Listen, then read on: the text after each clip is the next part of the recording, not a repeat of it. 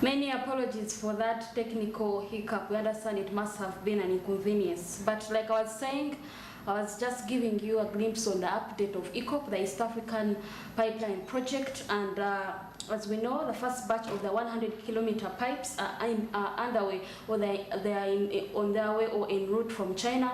And Mr. John Bosco Habamujisha, the Deputy Executive Director of EACOP, is here to just give us insights and an update of the whole, construction works. And let's have that story. Construction of the EACOP is ongoing. As you realize from the discussions, we have started on the main camps and pipe yards. Those are already, the early civil works are ongoing. And also the terminal in Tanga is under construction. The jetty for helping us to load crude oil on the export vessels is also ongoing. And so what is happening is we also have to establish a coating plant in Tanzania. That's almost finished. By early next year, January, Feb, it should be complete. And pipes for construction, the first batch is en route. And so there is all commitment to ensure that this project is delivered on time, on schedule, and all those activities are happening at the same time. When the main contractor for building the pipeline starts, we are going to have many spreads along the line. So we are not starting from one point and ending in another. They will be connecting as we go. And that's how long pipelines are built, using smaller teams, fully equipped with all the experts to ensure that this is done concurrently.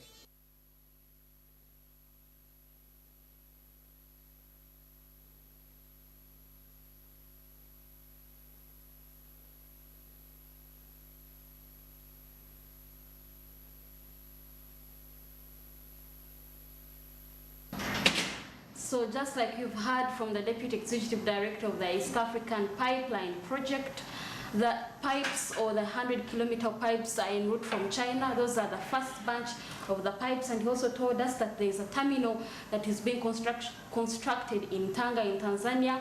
More construction works are ongoing. We need also to know that 90% of the compensation is already done, especially for the project affected persons along that route, where the pipeline project is going to cost about $3.5 billion US, and it has the Uganda National Oil Company, the Tanzania Development Oil Company, and then Sinok and Total Energies as the development partners. So there are a group of 4 people that are going to be part of this pipe EACOP, and we have had a lot of environmental concerns from activists and the like, but we also need to know that to address the issues of climate change, renewable energies, including 80 megawatts of solar and hydropower, will be used from the Ugandan section. Need to note that 80% of this pipeline is in the other side of the country in Tanzania. 80%. We just have a small, about 20%. But it's like Tanzania has started the construction much more than us. So where have we reached at the moment? Because we have, it's a combined effort between the two countries, yes, Uganda and Tanzania. So it seems Tanzania is doing this very faster than us. It is only right because, just like I've just mentioned, they have the biggest part of the pipeline, 80%. But last week, I think 2 months back, the Executive Director of Petroleum Authority was in China to check on the first batch of the 100-kilometer pipes. Okay. Pipes that are going to be put, that are going to construct the East African, pipeline project, a first bunch, and he was just checking for the compatibility, to assess them on how ready they are. He went there on site from the company. They are coming from China itself, and very many things that, like Mr. Habamujisha noted, very many works are ongoing, including a terminal in Tanga. They are constructing a jetty that is going to offload the fuel for export vessels. So much is going to go is happening already as Ugandans prepare for the first oil. They want, by the time all these activities are going on concurrently, by the time the oil is ready by 2025, the EACOP, which is a transport route or the passage route through which the crude oil is going to be exported out of the country, and then even to where we're going to be selling from, should be ready by that time. What do people mean to say that oil is a curse? I mean, let me just now give you how this project is. This project is going to be buried down deep, about very, very deep, especially in the Victoria Basin. If in case there is any oil spill, the water bodies, or sorry, the animals in the water, or even the surroundings of the people that stay around there, stand a risk even of death in case there is a single, oil spill. It's going to be a heated pipeline because the crude is waxy at 50 degrees Celsius. So that means we have to be prepared so all these things and see how we can stop them before they happen. All these noises that people are making, the CSOs, it's because it's very, it is a high risk project, the very biggest and the longest, the world longest. It is the one that was long is in India, and then this one is the longest, 1,443 kilometers. And like I said, 80% of it is in Tanzania, and then Uganda just has the other batch. When we talk about us collaborating with the East African region, because it could have passed in Kenya, but because of the landscape in Kenya and the landscape could not favor the pipeline to be, passed through Kenya. That's why they had to opt for, Tanzania. The fact that it's going to be buried and under the Victoria Basin, that is a risk enough for people to just continue. And they're not going to stop. Even recently, I was seeing another post. They are really good at writing about how this, pipeline is going to, affect lives of East Africans and Ugandans and East Tanzanians, to be specific. But of course, let's wait for 2025 when we are going to see our first drop of oil. And like we say, like Uganda is taking steps to prepare for this. I've had the Ministry for Energy and Mineral Development, Ruth Nahabwe, emphasizing a lot of statements and all the programs and where we have reached at the moment. So I think so far so good where we have done. The woman is doing a good work. I heard you commending her, like that she's every time she's put in a certain position, she has to make sure that the president was right to put her there at the right time. You're doing publicity for that. Because she's the right Minister person. of Uganda and is doing a good work for Uganda. She does. She's very hard working. Because she's very vocal. There are lots of projects that are happening. Yeah. Not every, ministry is that, vocal and open and tries to make Ugandans aware of what is going on. But yeah, that's pretty much it in regards to the update on ECOP. I know most times you usually hear from the Tilenga, Kingfisher, but this project is very, very important, just like the other projects are, especially for those in the upstream, middle stream, and downstream. They are all connected. But as we move on, and of course, as we look at something quite different, and we look at how the Uganda Development Bank has expanded its national footprint. UDB has expanded its national footprint, like I mentioned, to the northern region, as it has launched its inaugural regional office situated in Gulu City that is aimed at serving the people of northern Uganda. Let's have the story, and then we come back. Uganda Development Bank has opened a new branch in Gulu City to extend its national reach to the northern region. The Gulu City office will act as a liaison point for all the districts that constitute northern Uganda and will enhance the bank's reach in serving the financial and non-financial needs of the business community in the region. While officiating the launch of this office, the State Minister for Northern Uganda, Honorable Grace Kiwichini, and the Gulu City Member of Parliament, Honorable Bet Awol, notes that the arrival of UDB in their region ushers in a great promise and opportunities for the region. Accessibility to finances and financial services is crucial in fostering economic empowerment and entrepreneurship. Now, with this office in here, its expertise, its financial solutions closer to us, I truly commend that this bank had a great foresight, and the dedication it will extend to our people should not be taken for granted. This move is indeed timely now. I say, God, let it be strong. Let this facility empower our people, even if it is not 100%, but we should be able to see the difference in about 2 or 3 years. Thank you so much. Patricia Ojangole, the managing director, UDB, says that they are looking forward to accelerating socio-economic development in Uganda through sustainable financial interventions, adding that the office will support projects within the private sector that demonstrates the potential to deliver high socio-economic value in the areas of primary agriculture, industry, that's to include agro-industrialization, manufacturing, knowledge-based industries and extractives, as well as services like health, tourism and hospitality. She knows that before the establishment of this office in Gulu, they had supported businesses and investments worth 136 billion, and that this office has generated businesses worth 16 billion in just 2 months of its establishment. For representation outside Kampala in Gulu region. Uganda Development Bank is the country's national development finance institution with a mandate to accelerate economic development in Uganda. And therefore, considered this mandate, the bank supports different sectors that are aligned to the National Development Plan and promise to improve the quality of life of every Ugandan. The key sectors that we support agriculture and anything in the agriculture value chain. We support business in agro-industry.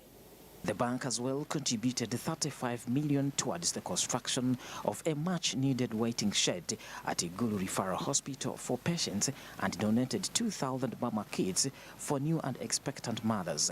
Dr. Flores Oyera, the Deputy Director at Igulu Referral Hospital, says that this initiative reflects UDB's commitment to the well-being of the community and will significantly enhance the comfort and experience of those seeking medical care at Igulu Referral Hospital. Referral Hospital is great support to the institution, which has also contributed to making us become a center of excellence. We remained appreciative to Uganda Development Bank. To improve efficiency and deepen financial inclusion across the country, the bank is establishing regional representative offices. These offices shall be strategically located, starting with Gulu, Bunyoro, Mbarara, and other regional cities in the country. It shouldn't be forgotten that UDB has been operating with only one office located in Kampala. Pedison Mumbere, Smart 24 TV. Pedson, we see stories of UDB launching another bank in Gulu, and then we're hearing from the director of Gulu Hospital. So which one is it? It was a combined effort, but let me start with the bank itself, UDB Bank. You see, they are trying to construct branch offices in different districts, in different regions, because a lot of people have been moving long distances coming to Kampala looking for that money. So they think having those branch offices in different regions, it will help in that gap distance. You get, because people use a lot of money traveling to Kampala, going back to Kaseso, Gulu. So they are looking forward to having those offices, those branch offices in different regions. But this is the first of its kind in Gulu, and then after they will go to Bunyoro, and then after they will go to the Western Uganda. I think they will put it in Mbarara. That's what they are trying to do at the moment. So that's the reason as to why UDB had to go to Gulu to make it. My question to you is that, do the right people get this money? Yeah, they are getting this money. She has just told you, the MD, that's Patricia Ojangole, she has just said that ever since, you see, this office has been there for just 2 months. In 2 months of operation, they have generated businesses. At the moment, they've generated business worth 16 million. I've had issues about UDB giving only these big tycoons money, and then UDB does not look at small businesses. They look at people who have mega businesses. I want to put that very clear. You cannot be Mama Mboga who sells nyanya on the roadside. What about cooperatives? That's not your. That's not. That's what not about cooperatives? Cooperatives, but there's also big businesses. If they are cooperatives, they can as well go there. You get. So you see, people who own big business, let's say they own the proprietor of Smart 24 TV. It's a big business. These are the people who go to UDB. It's not for everyone. And I need to make this very clear. This is not for our mamas who sell nyanya, butunguru, kumudala. I'm sure she didn't mean those. So that's not mean those. Of course, those ones go for this For the circles. The circles, yeah, and whatever. But I've had issues in Parliament that the right people supposed to get this money don't get it. Do they have the requirements? They have, UDB has favoritism when it comes to giving out money. That Yes. I'm not sure about that. I'm not sure about that. Yeah, but if the right people are getting this money, then that is good for the country. Because this office, it has been there for just 2 months and it has generated businesses worth 16 million in just 2 months of its establishment. So that means people are aware about this money and they are getting it. And also the losses I had that government loses money through UDB. They give out this report and this don't return the money. Actually, the money does not even make any profit. And that's the challenge. They also have their own challenges as a bank. They also have their challenges, but I think they are going by them. They are going one by one to make sure that they sort all these challenges. But the bank did not stop there. It also contributed over 30 million shillings to construct a waiting shed house for expectant mothers. So it did a lot of work in Gulu. Okay, that is good. That is good news for a country. So, as research continues to indicate that merely only 3 million Ugandans are actively saving for the future, a stark contrast to the 20 million Ugandans currently employed, this issue is prevalent in numerous African countries, and as such, Uganda Retirement's Regulatory Authority is convening the Africa Pension Supervisors Association to discuss pension inclusion across the continent. Let's have it. Focusing on sustaining pension inclusion in Africa. One of the things that the association identified that is a challenge for all of us is that whereas we've moved miles in setting the standards, the rules of the game, which have enhanced significantly on the governance side, we can see prudent investments across Africa. The volumes of investments are also high, but we note that the population that is covered is still very, very low. Like you may know that in Uganda today, only 3 million people are covered against a working population of around 20 million people. So ideally, there are around 17, 18 million people who are not covered. And that explains a lot. And our situation is not unique. It's the similar situation across Africa. And the reason this time around is to collaborate, share information and knowledge, experiences what has worked and what has not worked. So there's a lot of literature that is going to be covered. There is a lot of statistics that we are going to learn from other jurisdictions. So many Ugandans are not employed formally. We have people, especially young people, working as border-borders. We have people working in markets. We have people working in transport businesses. I've been moving around the country. We have got people working informally in sugarcane plantations. People are just working as casual workers in road works and so many other activities which are informally. Now, there are no systems, there is no mechanism to encourage them to save for their retirement. Now, when you go with a message to such a group that save for tomorrow, the challenge is how can someone who doesn't even have what to eat today be encouraged to save for the next month? So we have to look at the entire ecosystem as a country. What is our level of economic development in terms of the message we are giving? So we need to encourage Ugandans to save, yes, but you cannot save when there is no production. So our message has been also to work with the different agencies and departments of government in the emphasis to produce and produce and produce more. This current policy development model you are hearing about is one aspect that as an authority we must work with, because it looks at the financial inclusion. To retire, we are talking about the need to have income flows at the age where you can no longer be in a position to have enough resources. But you cannot just talk about resources when people are working for what to eat today. What the president has always called for working for a kida kionka, meaning if people are just working for what is today, that means you cannot work and save for tomorrow. So the message is very clear. So, I mean, we have these conversations every day. Every time we have a story of NSSF, every time we have a story from the Makerere, University, because NSSF, MABS, and then the other one that has to do with policemen, all those are under Uganda Retirement Benefits Authority. Yeah. But the question is, these people are all targeting formal people. 80% of the population is informal. When are they going to actually wake up and come up with a company? No, actually come up with a company that targets the informal people where the biggest population is. Otherwise, they will just hold conferences like those and cry every day.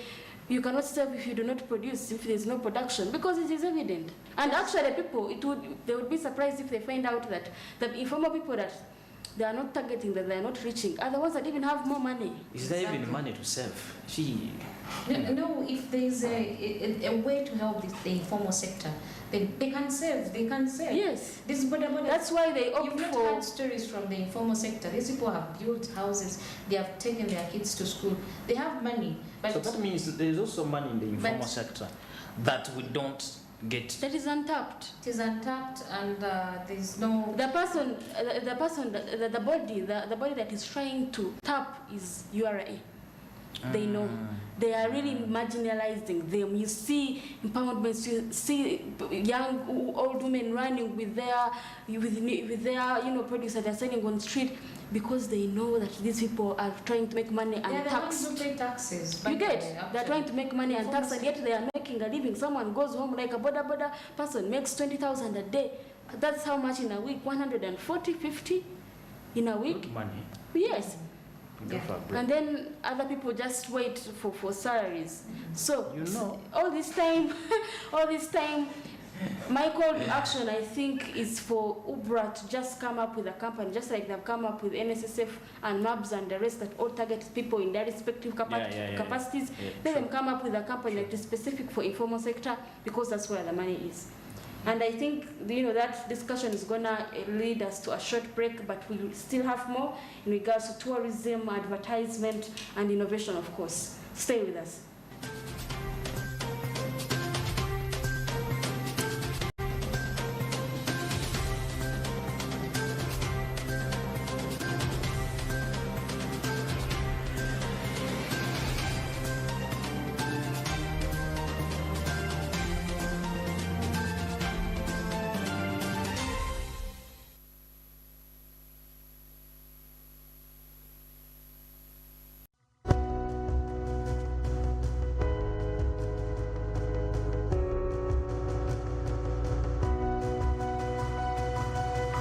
Smart 24, driving business.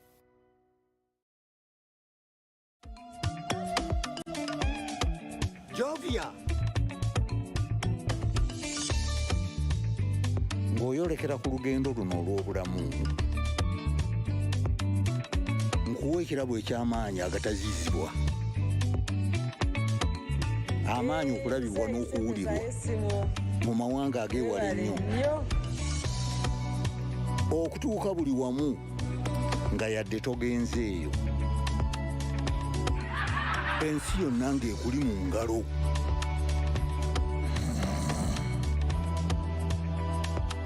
Okutambula mu biseera n'okumanya buli kimu ekirina okumanyibwa.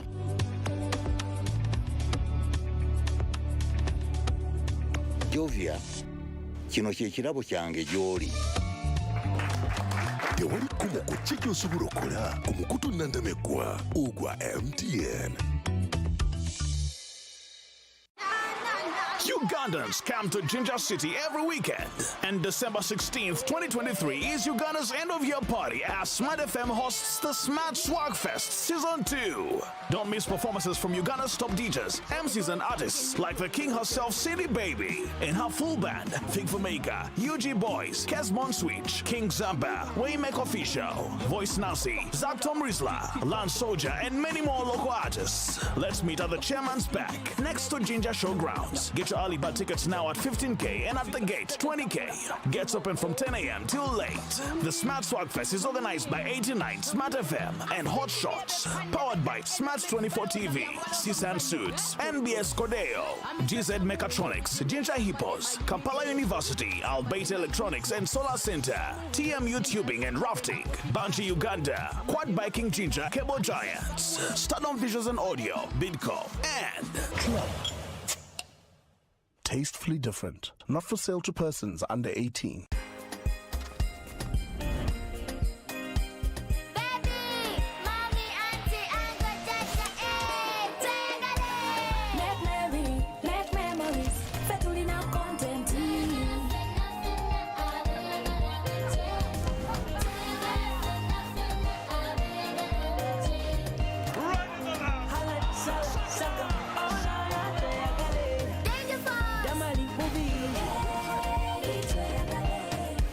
And stay connected to GOTV. Choose your package from as low as 15,000 shillings and enjoy entertainment for the whole family. Tweyagale featuring a content. GOTV Uganda, love it.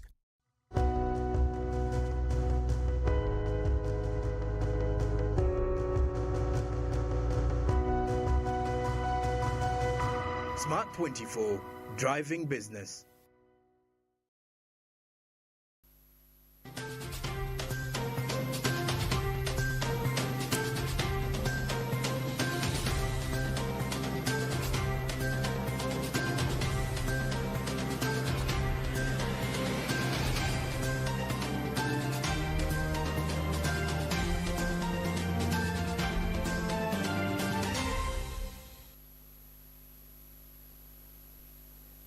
Many thanks for keeping it on Smart 24 TV, of course, and as we move on with business today, we'd like to look at the tough ends to advertisement. Now, the Uganda Advertising Association recently brought to us a critical concern in the business landscape, the clash between a growing cohort of content creators embracing AI and the overwhelming surge of misleading information that is flooding the digital space. We have a story and would like you to look at it before we make more sense of it. As traditional media takes a backseat to the digital wave, businesses find themselves at a crossroads. The embrace of AI by content creators has disrupted traditional modes of communication, ushering in a new era of possibilities. Yet, this shift has come with its own challenges. The unchecked proliferation of fake news and unregulated content on the internet has raised concerns. User-generated content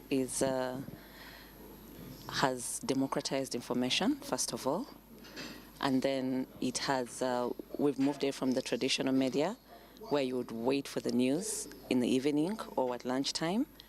People get information on the go. People produce content on the go. People broadcast and share content on the go. So our regulatory oversight in terms of moderating content to a particular standard has become more complicated, if not close to impossible. And yet, every time people see something offensive on any media, the first person they call out is the regulator. So as we move further, but this is not only in Uganda, it's world over, with in the advent of this on-the-go content creation, we also are seeing a lot of perpetration of fake news, extreme content. There's no moderation in terms of who's seeing what. It's scary, but there are also real opportunities out there, especially for a country like Uganda, which has a predominantly young population. Yeah. Uganda Communications Commission has responded with a call to action, urging Ugandans to take control. They emphasize self-regulation. They recommend the use of filters to sift through the digital content, acting as a protective shield against harmful and irrelevant information. Now we have to come and empower consumers to create their own filters, because as a consumer you have the power to create the filters of what kind of content ends up in your gadget or ends up in on your TV. One, there's empowering people to make that decision. Two, you can also use technology to block content that does not meet your requirements as an individual or your children. And we have to play in between those extremes, that you're depending on collaborative effort with the platform owners to be able to moderate content on their platforms, and technology is really coming into play in that area, that all these platforms are now powering AI to fight fake news, to fight bullying, to fight abusive content, nudity, as in they're exploring technology to create some kind of control or boundaries in terms of what you can put on the platform. However, experts at the symposium, including the CEO of Roris, Pritish, have a more optimistic view. Contrary to being a competition, AI is portrayed as a catalyst for business development. Pritish draws parallels with global giants like eBay and Amazon, showcasing how these companies have harnessed the power of digital marketing to boost sales. The key lies in adapting and integrating these challenges into business strategies rather than fearing them. Of institutions such as Amazon and eBay, ultimately digital marketing leads to sales, and I mean, if you look at Amazon, 35% of all of their sales comes from AI recommendations itself. So yes, it absolutely does work, but ultimately what happens is in certain markets, trust is an issue itself, and that really does come down to the financial institutions being able to protect the rights of consumers as consumers venture out into the digital platform. So really it's not just a case of being able to make the products available, but it's to make it available in an environment where consumers feel safe to basically be able to utilize it, and that comes on to financial institutions out there. Notice that, you know what, if we do not embrace technology, technology will embrace us. So the symposium we're having is to prepare and to make sure that advertisers, marketers, and people in the communication industry are ready for this. Now, technology is not something to be fought, okay? We might feel like, yes, maybe it's reducing revenue, but in the real sense, I don't think it does. I'll give you an example. Today's smartphone, I don't know, they were talking about the iPhone. Today's smartphone can record, say, a TV commercial. There are too many content creators, maybe like Uncle Mo. And some people will say, Uncle Mo is doing all these small videos and probably advertisers are losing. But no, there is space for Uncle Mo to influence and influencers to influence with their videos, and there is space for people to do this big budget TVCs. So as agencies, we need to be able to morph the two. We cannot shun away from technologies. Out of 47.91 million Ugandans, there were 11.77 million internet users in Uganda at the start of 2023, when internet penetration stood at 24.6%. Uganda was a home to 2.5 million social media users in January 2023, equating to 4.3% of the total population.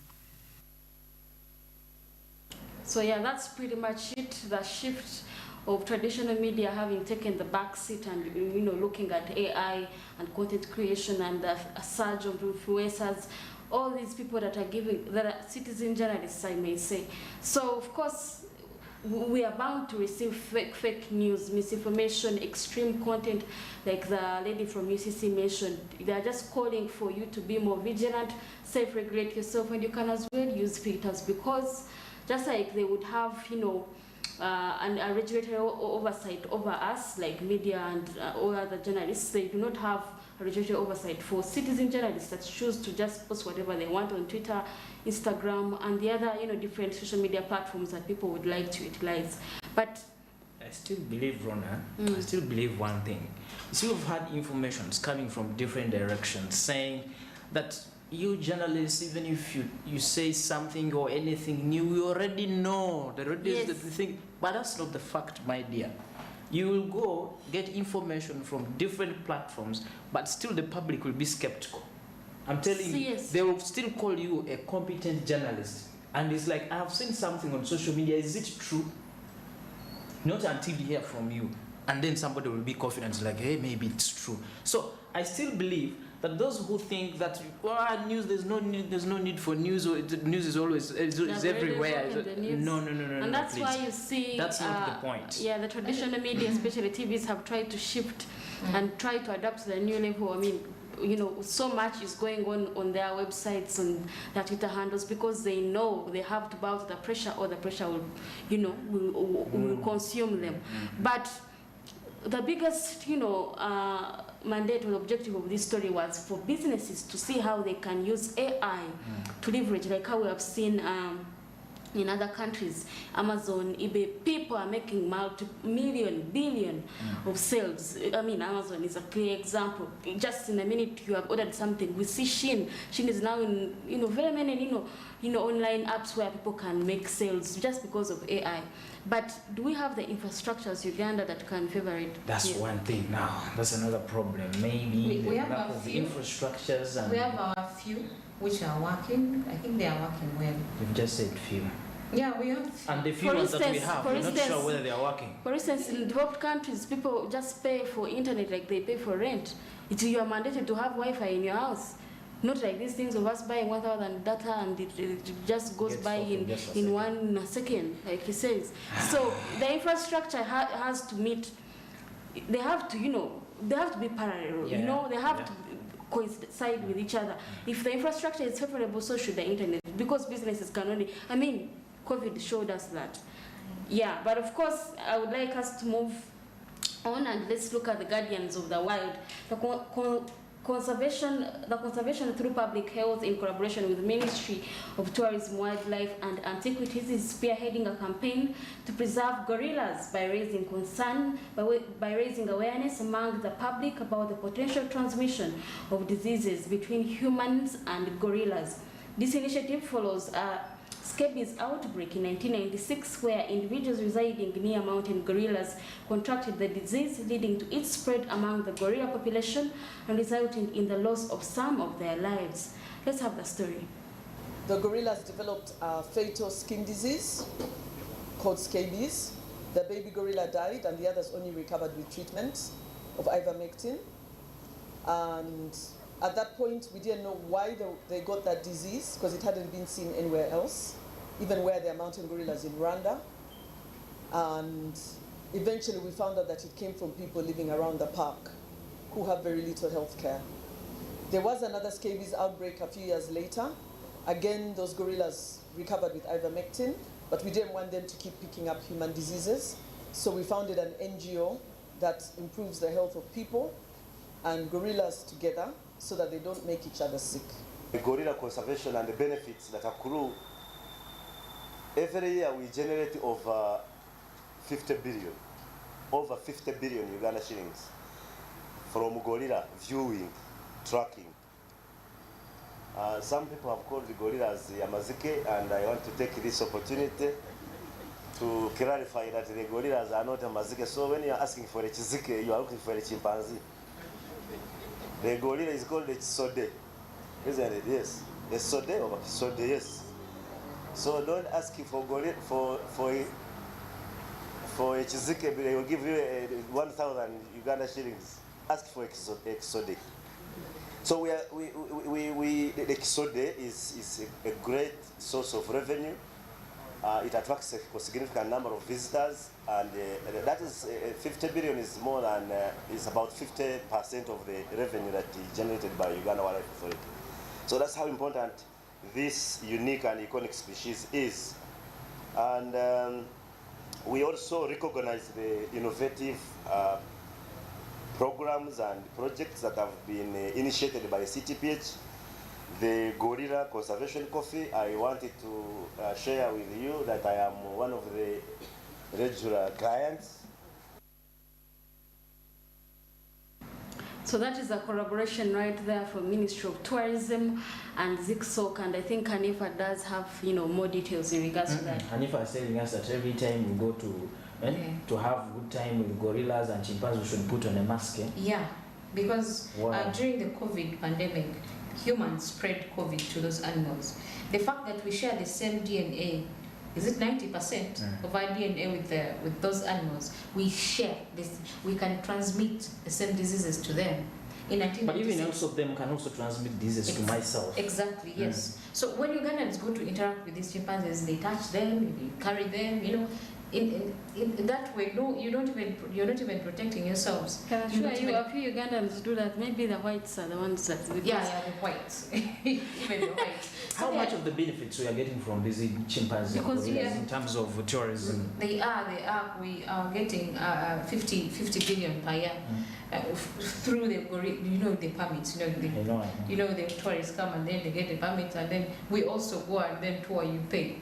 So that means these guys are saying that if I transmit a disease to that chimpanzee, it can get sick and then it dies off and then we lose money. Exactly. So that's why we should put on masks. We put on masks to protect them and then protect the animals as well.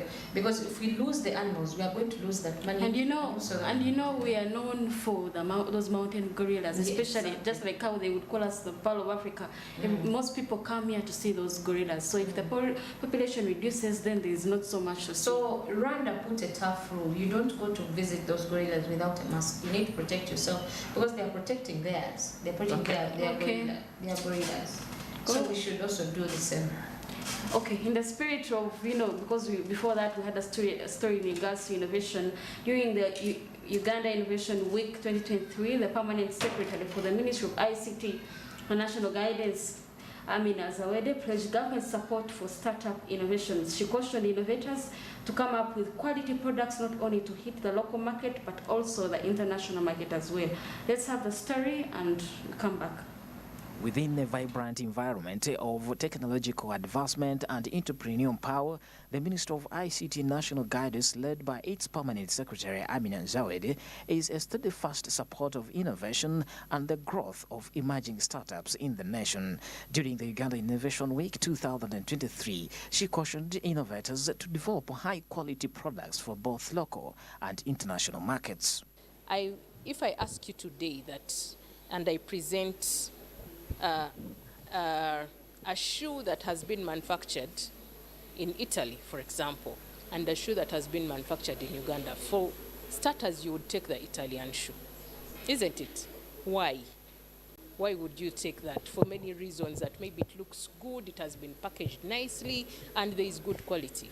You would maybe take the Ugandan shoe if you cannot afford the Italian shoe, but we're telling innovators, we don't want to use your solutions because we can't afford the good quality ones or the good ones. We also want you to build products that you shall be able to market and have a high bargaining power to, selling your products. Also, if you build good quality products, they'll be trusted and recommended, and they'll be the first call for any service or system or solution to use. Today, I think everyone, if you want to use a everyone will say, download the Safe Border app. Because people have used it, they've tested it, they know it is a reliable and dependable, solution or application. So we are encouraging innovators to trust, to develop those products that are trusted, that we rely on and are dependable, and all that coins up into being a good quality product and solution. Meanwhile, as government pledges support to startup innovations, access to funding by innovators is still a great challenge because establishing funding mechanisms such as grants, venture capital for startups is still a challenge to the government. Of resources, innovation is requires a big resource envelope. But if we have one central point where we collect this money, then we know that everyone who has a budget in their plan for innovation brings it to this pool. I cannot specifically say an amount because I know sometimes the government had an innovation fund that had 10 billion shillings. Then you have another, billion seated somewhere. If we pull all this together, because when we talk about the innovation space, we are talking about supporting 30 million Ugandans plus. These are a lot of, there are so many people and they are placed all over the country. We want to support innovators in the various regions because we don't want to leave anybody behind. So setting up innovation hubs is one thing. Setting up programs around the hubs is another thing. What we've done different this year is that every day is a master class. And a master class is a very focused session that addresses a key thing. So this morning, we were talking about financing. How do you raise money? And the intention was to make sure that rather than put it in a plenary session, have a masterclass that runs for 2 hours where you're talking nothing but raising money. She noted that through strategic initiatives and collaborative endeavors, the Minister of ICT stands poised to bolster these innovative endeavors, providing a nurturing environment and essential resource crucial for their success. Her pledge signifies a pivotal moment, showcasing the government's dedication to cultivating an ecosystem ripe for innovation where startups can thrive and contribute significantly to the nation's progress. Pedson Mumbere, Smart 24 TV. That's a story about innovations and governments, pledging to support startups, with but there is no money that I've heard that they are going to give them. It's just a pledge in. It's just different programs that they are going to formulate, come up with different programs to help these startups in the country. So remember, over the weekend we've been celebrating the Innovation Week. So they raised a lot of concerns, including lack of funding and stuff. But also my take home was questioning them to come up with quality products that can hit not only the local market, but also the international market. I think that was a good point for them, because most of them don't know how their products work. Some of them just produce something, but it can't go outside the country. So I think it was a good question. Yes, and yet the innovation is, it has skyrocketed. I mean, we have seen, because just like the PS has said, that you are talking about 30 million Ugandans. True. That's true. We have seen it. So the government at least needs to do its role so that employment can be made for these, and supported so that people can innovate more. But I think we have come to the end of Business Today, and I would like us to tune in again on Wednesday for more business stories like this, where we will analyze, and perhaps we should be able to have a guest to analyze one of those stories. And I think it's a bye for now, right? It's a very, very bye for us. Why are you people living sad? The people who have been watching us I'm living sad, must have wondered. for myself, it's a bye-bye. Let's hope again next Wednesday for more stories that will be coming. I'll be coming up with another story from, of course, Uganda Bureau of Statistics is going to have a new board. So all that information will be coming with it in its full swing. Yeah, that's pretty much it. A very good evening, and of course, thank you for the pleasure of your time. I'm Ronah Nahabwe. Pedson Mumbere. Samarifa. Bye.